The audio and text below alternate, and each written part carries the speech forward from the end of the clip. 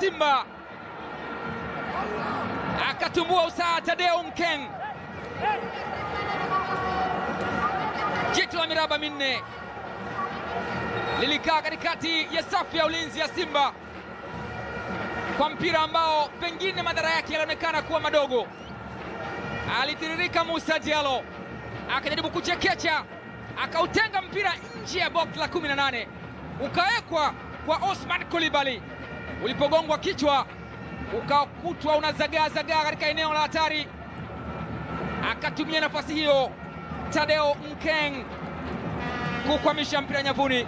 Hakuwa na la kufanya Yakubu Suleiman katika eneo la kushambulia kwenye mpira wa kona. Anamduaza Yakubu Suleiman,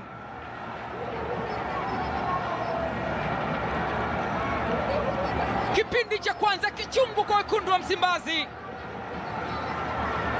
na kitamu zaidi ya asali ya Tabora kwa Stade Malien.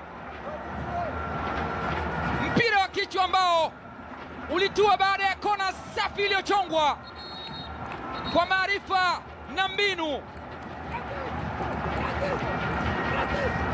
Stade Malien wakitumia uwanja wa nyumbani kwa usahihi